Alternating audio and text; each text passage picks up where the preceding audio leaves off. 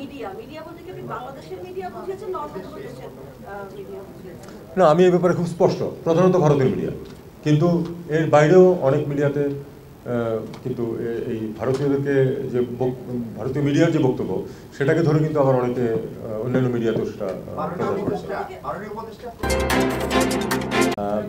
ঠিক আছে, আজকে আমরা গত কিছুদিনের বিশেষ করে মাইনরিটি, বিশেষ করে হিন্দু সমাজের পরিস্থিতি নিয়ে আমাদের মনে হয়েছিল যে যাতে কোনো মানে ভুল ধারণার সৃষ্টি না হয়, কারণ ভুল ধারণার সৃষ্টি করার মতো প্রচুর পরিবেশ আছে, বিশেষ করে মিডিয়ার একাংশ। আমি শুধু মানে কোন দেশের সেটা বলছিলাম, মানে মিডিয়ার একাংশ তারা এটাকে যতটুকু পারা যায় একটা খারাপ পরিস্থিতির দিকে নিয়ে যাওয়ার চেষ্টা করেছে। কাজেই আমাদের মনে হয়েছে যে আমাদের যে এখানে ডিপ্লোম্যাটিক কমিউনিটি আছে তাদেরকে বিষয়টাতে একটা ব্যাখ্যা দেওয়া প্রয়োজন, যাতে তারা প্রকৃত অবস্থাটা বুঝতে পারে। আমি এটা জানি যে তাদের নিজেদেরও কিছু মেকানিজম আছে তথ্য সংগ্রহের, কিন্তু আমাদের অবস্থানটা পরিষ্কার করার জন্য আমি তাদেরকে আজকে ডেকেছিলাম। একটু শর্ট নোটিসে গতকাল জাস্ট বলা হয়েছে, আজকে তারা এসেছিলেন, মোটামুটি প্রায় সবাই এসেছিলেন। সেখানে আমরা আমাদের অবস্থানটাকে ব্যাখ্যা করেছি। আমরা বলেছি যে আমাদের, আমি খুব সংক্ষেপে বলছি, তারপরে আপনাদের কিছু প্রশ্ন উত্তর দেবো। আমরা বলেছি যে আমাদের এই সাম্প্রদায়িক সম্প্রীতি হচ্ছে আমাদের সমাজের অংশ এবং সরকার এটা বজায় রাখতে দৃঢ় প্রতিজ্ঞ। কোনো মানুষ তার ধর্মীয় বা সাম্প্রদায়িক পরিচয়ের কারণে নিগৃহীত হবে না, এটা আমরা অবশ্যই নিশ্চিত করব। এবং আমরা এটাও বলেছি যে যে সরকার আছে তারা এক্ষেত্রে উল্লেখযোগ্য সাফল্য দেখিয়েছে গত প্রায় 4 মাস সময় যেটা পার হয়ে গেছে এর মধ্যে। কারণ মেজর কোনো, যদিও মাল মশলা ছিল অনেক বেশি গণ্ডগোল হওয়ার মতো, কিন্তু সেটাকে কিন্তু আমরা নিয়ন্ত্রণে রাখতে পেরেছি সবার সহযোগিতায়, রাজনীতিবিদরা সহ, ছাত্ররা, রাজনীতিবিদরা সবাই মিলে কিন্তু একটা আমরা পরিস্থিতি বজায় রাখতে পেরেছি, যেটা সৌহার্দ্যপূর্ণ। বিশেষ করে একটা এত বড়, তারপর পরই এত বড় একটা অনুষ্ঠান ছিল দুর্গাপূজা, সেটা পার হয়েছে অত্যন্ত শান্তিপূর্ণভাবে এবং কোনো ধরনের কোনো মিসঅ্যাপ ছাড়া। একটা দুটো স্ট্রে ঘটনা এখানে ওখানে ঘটে নাই, এটা কিন্তু যেটা আমরা বলি যে ঘটে নাই তাহলে তো সত্য বলা হবে, ঘটেছে দু একটা ঘটনা, কিন্তু দু একটা ঘটনা প্রতি বছরেই দু একটা ঘটনা ঘটে, সেটা এই সরকার হোক বা অন্য কোনো সরকার হোক ঘটে। ব্যাপারটা হলো সেটাকে নিয়ন্ত্রণে নেওয়া এবং যারা এই ধরনের কার্যকলাপে লিপ্ত হয় তাদেরকে তাদের জন্য শাস্তি বিধানের ব্যবস্থা করে, তাদেরকে আইনের আওতায় আনা, এটাই হলো লক্ষ্য।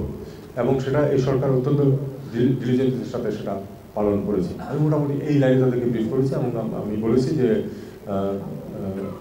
মানে এটাকে ফ্লেয়ার আপ করে দেওয়ার এবং একটা বাংলাদেশ খুব একটা সাম্প্রদায়িক খারাপ অবস্থার ভিতর দিয়ে যাচ্ছে এরকম একটা পরিস্থিতি সৃষ্টির অভ্যন্তরীণ এবং দেশের বাইরে প্রচেষ্টা আছে। আমরা সেই প্রচেষ্টাটা যাতে সফল না হয় সেই চেষ্টা করছি।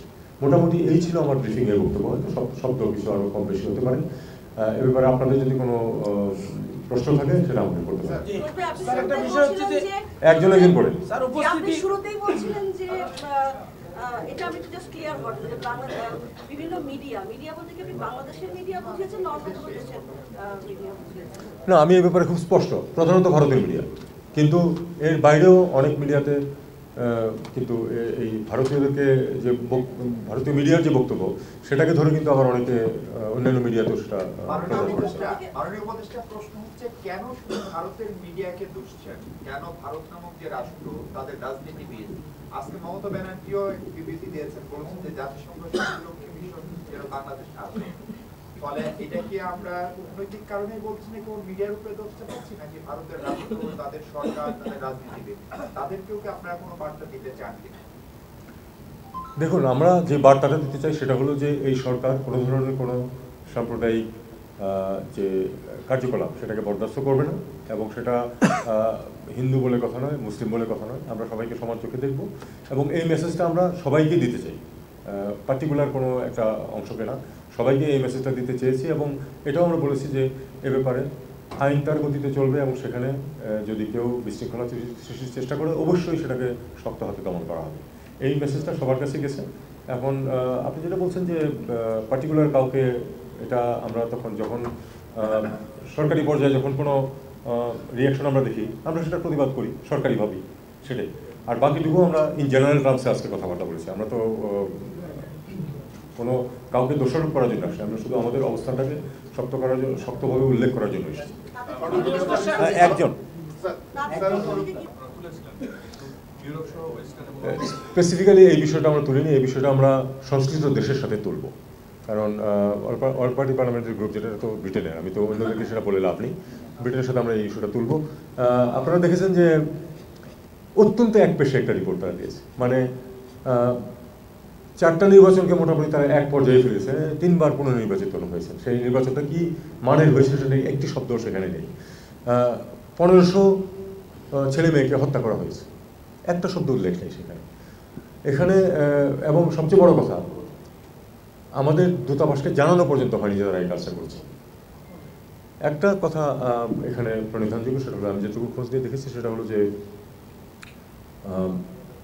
ওখানে পূর্ববর্তী যে দল ক্ষমতায় ছিল তাদের আসলে লোকজনের সংখ্যা বেশি, ইনক্লুডিং পার্লামেন্টের উপরেও তাদের ইনফ্লুয়েন্স একটু বেশি, এতে কোনো সন্দেহ নেই। মানে ইয়ার মধ্যে ওখানে যে কমিউনিটি আছে তার মধ্যেও আছে সব দলেরই, কিন্তু তাদের একটু শক্তি বেশি, কাজে তার সেটা ইনফ্লুয়েন্স করতে পেরেছে। প্লাস এটা ভুলে গেলে চলবে না যে এটা কিন্তু একটা গ্লোবাল ক্যাম্পেইন চলছে, কিন্তু গ্লোবাল ক্যাম্পেইন চলছে, গ্লোবের সবাই যে পার্টিসিপেট করছে তা না, কিন্তু গ্লোবাল ক্যাম্পেইনটা চলছে কিন্তু একটা বিশেষ গোষ্ঠীর দ্বারা চেষ্টা করতেছে, সবখানে তারা হিট করার চেষ্টা করছে।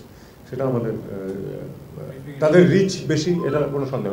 হ্যাঁ, গ্লোবালি যে করা হচ্ছে এটা আমরা আমাদের এটা বলেছি আমরা, এবং এটা আমাদেরকে মেনে নিতে হবে যে তাদের যারা এটা করছে তাদের রিচ আমাদের তুলনায় বেশি, আমাদেরকে তাদেরকে মোকাবেলা করতে হবে। সেটাই।